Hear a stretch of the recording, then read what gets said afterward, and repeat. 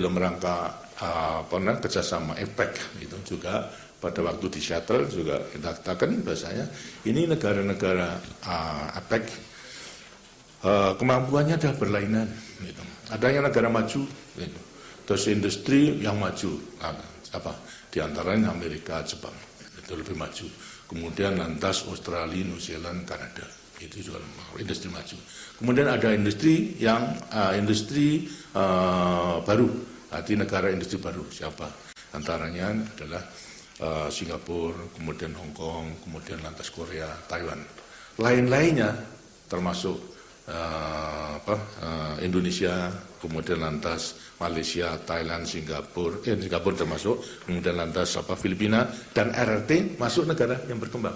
Tapi justru daripada pertumbuhan daripada negara berkembang itu pertumbuhan ekonomi lebih besar. Karena itu saya berani mengatakan kita daripada Indonesia maupun negara-negara berkembang akan bisa melaksanakan kerjasama ekonomi di antara negara APEC, tapi berilah kesempatan daripada negara berkembang, khususnya Indonesia, sampai tahun 2000 jangan sampai diganggu oleh negara-negara yang telah maju. Karena menurut perhitungan kita, tahun 2000, beberapa tahun, nanti kita akan bisa mencapai satu keadaan di mana setidak-tidaknya sama dengan Singapura sebagai negara industri baru. Itu, semuanya demikian. Dengan demikian kita lantas akan mempunyai kekuatan yang belum sama karena sana negara maju industri, kemudian lantas negara industri baru, lantas kita baru akan menyusul kepada industri. Saya katakan demikian apa? Sebetulnya lihat dari pertumbuhan sekarang, semua mengakui itu ada kesempatan untuk terus bertumbuh menjadi negara industri baru. Tapi kalau kebijaksanaan daripada beberapa negara maju, kemudian akibatnya akan menghambat daripada kemajuan negara berkembang, ya kita tidak akan bisa maju-maju. Di antaranya apa?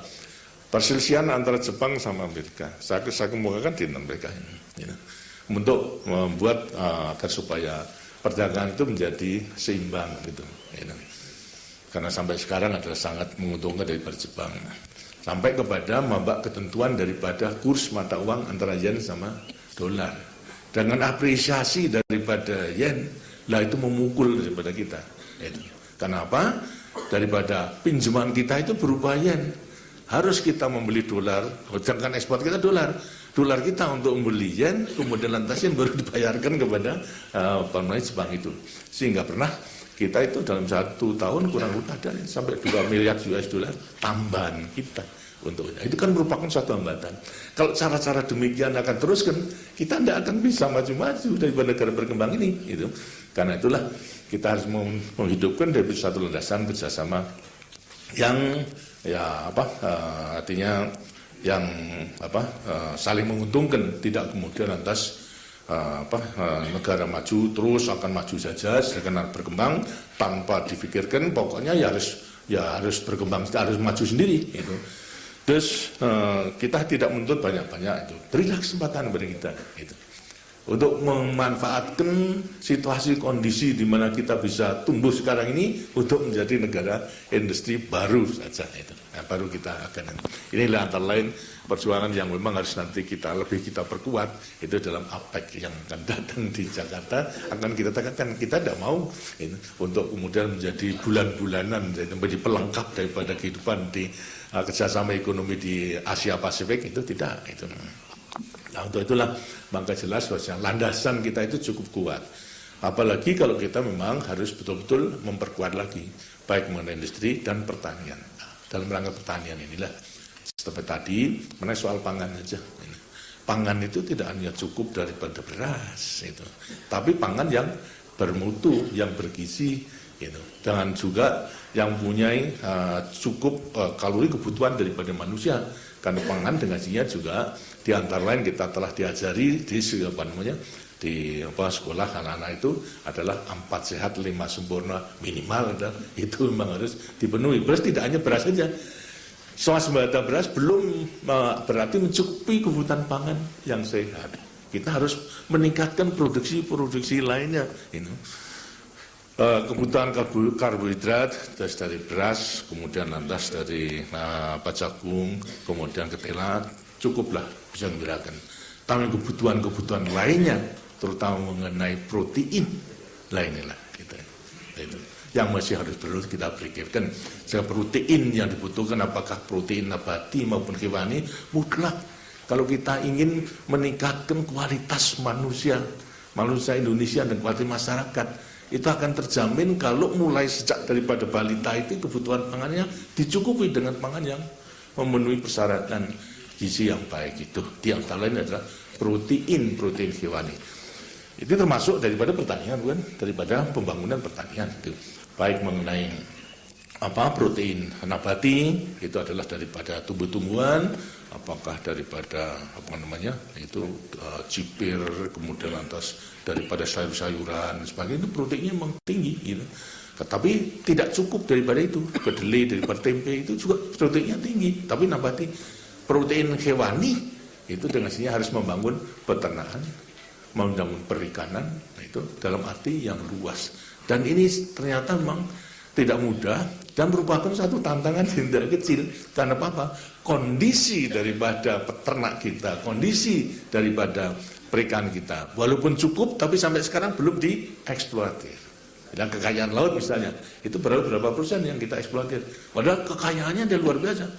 Jadi itu harusnya kita bangun, kita kembangkan, sehingga kebutuhan protein daripada daripada ikan itu bisa dipenuhi. Di sampingnya itu untuk memperbesar daripada ekspor non migas kita. Tapi mengenai protein hewani lainnya, terutama daripada ternak, nah ini ternyata juga merupakan satu tantangan yang tidak kecil. Gitu. Bagaimana caranya sekarang? Kita harus melihat daripada situasi kondisi, lebih-lebih harus kita gabungkan kenyataan keadaan daripada petani-petani kita. Pada waktu kita mulai dengan pembangunan, setelah kita membaca daripada keadaan statistik pada waktu itu, ada kurang lebih 18.750.000 petani penggarap sawah. Ternyata yang 11 juta itu hanya mempunyai milik dan menggarap sawah di bawah setengah hektar. Di antaranya 11 juta, 6 juta yang milik menggarap sawah di bawah seperempat hektar. Nah, seperempat hektar itu ukuran 50 meter ke 50 meter. Lihat apa cukup sebagai sumber penghasilannya.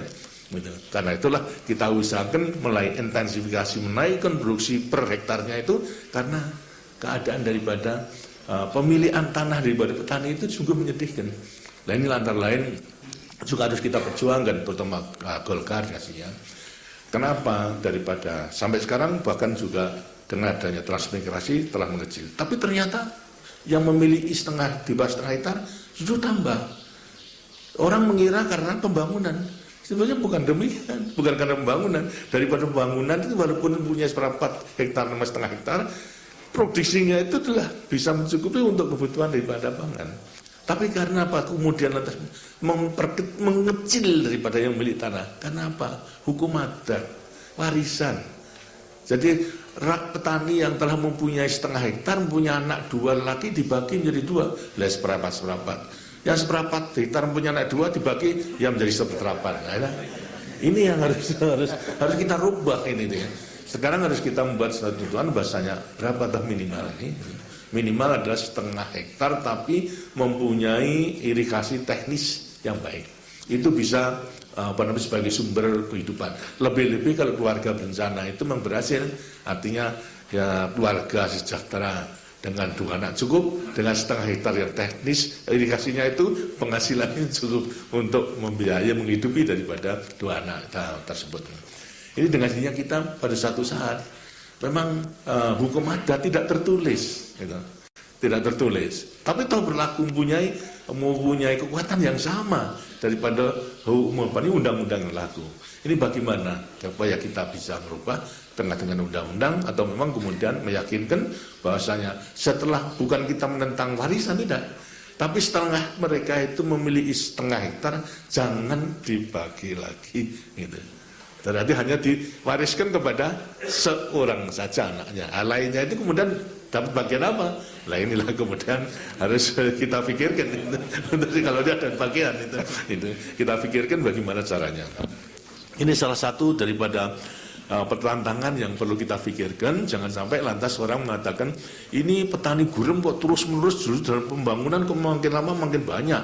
Disalahkan pembangunannya, padahal sebetulnya bukan pembangunannya yang salah, tapi mengenai adat dan hukum adat yang berlaku. Ini perlu kita adakan perubahan-perubahan. Coba pikirkan daripada Golkar sama daripada kader-kader tani yang memang mengetahui keadaan daripada petani demikian itu bagaimana itu. Dan dengan adanya sekarang memang masih berlaku demikian, mau tidak mau daripada petani yang memiliki lahan sumber penghidupan yang sempit tersebut harus ada usaha tambahan gitu, dalam kegiatan yang ada hubungan dengan pertanian agar supaya penghasilannya itu tambah. Lah apa? Yang melaksanakan pertanian terpadu atau mixed farming. Di sampingnya petani maka harus berternak itu. Ternak untuk menghasilkan baik mengenai soal dagingnya untuk proteinnya, menghasilkan tambahan penghasilan karena beranak dan sebagainya, maupun juga daripada penghasilan lainnya. Sehingga demikian maka lagi peternakan itu memang juga lebih mutlak lagi pada petani-petani kita yang mempunyai lahan yang sempit tadi. Dengan mixed farming, dengan pertanian dan peternakan itu akan bisa nambah.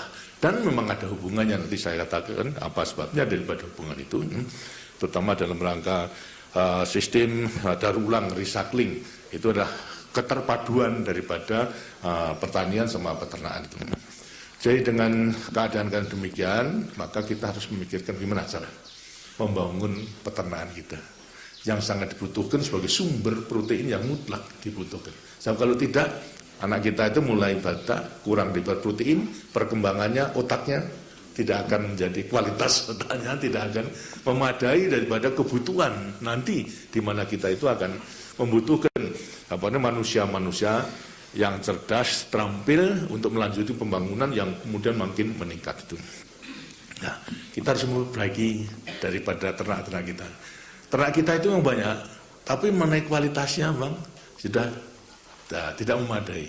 Kalau dibandingkan dengan perkembangan ternak-ternak dari luar negeri itu, ya, macam-macam kita punya ternak potong, terlain Bali, kemudian Kupang, lantas Sulawesi Selatan, ternakan PO, kemudian lantas ada Brahman, Brahman dan sebagainya, itu banyak. Tapi semuanya memang sudah mulai dulu tidak ada perbaikan-perbaikan, sehingga kasarnya itu atau sebagai satu hitungan yang bodoh saja itu adalah ternak kita untuk mencapai berat badan sampai pada 450 kilo itu sudah makan waktu antara 4-5 tahun gitu. Untuk mencapai berat badan hidup 450 itu makan waktu. Sedangkan kalau ternak daripada luar umur 2 tahun berat badannya sudah 500 kilo. Nah itu kan perbedaan itu. Nah karena itu lantas sebetulnya secara teoritis kalau kita kaya sudah kita ganti aja.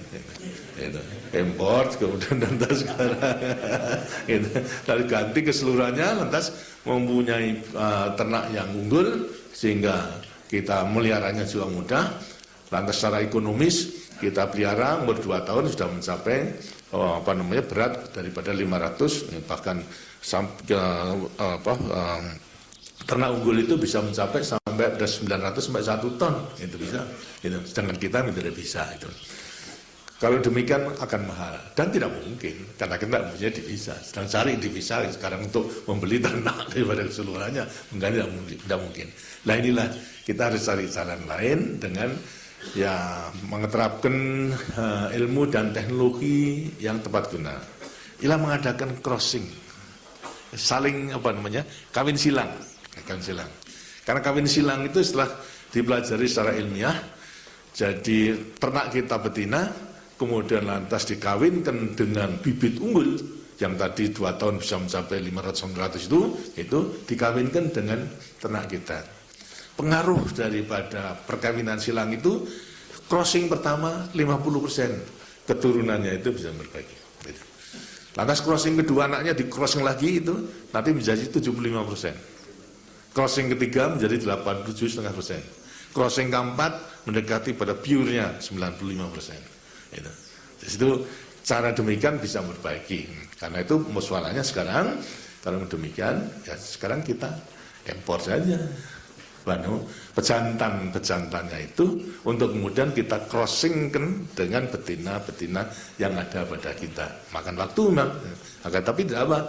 Dan dengan cara demikian tidak begitu banyak. Sedangkan sistem pada perkawinannya itu memang agar supaya lebih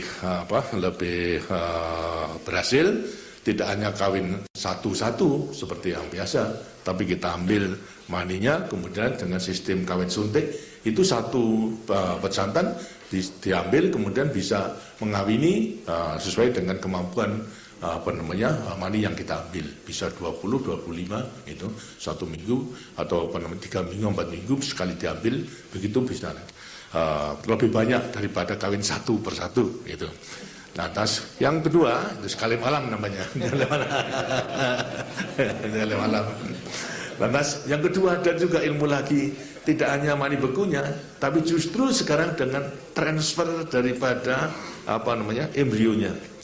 Jadi yang unggul sama unggul kita kawinkan, lantas kemudian jadi kemudian lantas sekarang daripada embrionya itu yang kita ambil. Kemudian kita titipkan kepada sapi-sapi yang ya biasa saja. Itu anak lahirnya dengan sesuai dengan ya embrio yang dititipkan tadi, dengan sini akan lebih cepat.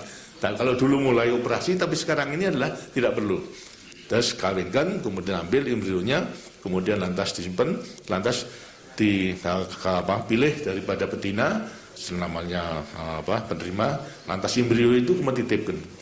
Jadi nanti bisa 5 misalnya, dan sekaligus embrio daripada 5 itu dititipkan kepada 5 betina, dalam waktu yang sama akan lahir anak sapi 5 tadi, yang dalam kualitas yang baik. Ini pun juga cepat bisa kita lakukan. Nah, di sini semua telah kita laksanakan. Nah, di antaranya itulah sebetulnya di Tapos ini itu bertujuan sejak semula memang demikian. Oleh karena itu kita namakan di sini adalah 3S range, artinya peternakan 3S. 3S itu daripada singkatan SS, itu S3. Dan pertama adalah dari sari. Lantas kedua adalah silang. S ketiga stat. Dari stat, daripada stat itu pejantan yang baik hasilnya. Kemudian kita sarinya kita silangkan kepada betina-betina itu. Jadi maksudnya di sini adalah breeding untuk menghasilkan pejantan-pejantan yang kemudian akan kita silangkan dengan sapi dalam peternak kewan atau sapi daripada rakyat yang telah dimiliki. Dengan cara demikian kita akan mengadakan perbaikan mutu daripada ternak kita. Jadi sejak semula memang maksudnya memang bertujuan walaupun kecil ikut serta dalam partisipasi pembangunan untuk memperbaiki daripada mutu ternak kita, karena mutu ternak kita itu sangat kita butuhkan sebagai sumber protein. Protein sangat dibutuhkan dalam rangka meningkatkan kualitas manusia tadi. Dan sekarang memang sudah banyak yang dikirim ke daerah pejantan-pejantan, kemudian lantas bisa dikawinkan dan diterima oleh rakyat, karena perbedaannya besar sekali. Kalau memelihara anaknya itu di umur keturunannya dipiara daripada 2 tahun sudah mencapai hampir sama dengan sapi yang kita import. Inilah keuntungan daripada kita. Karena itu kalau di sini adalah jelas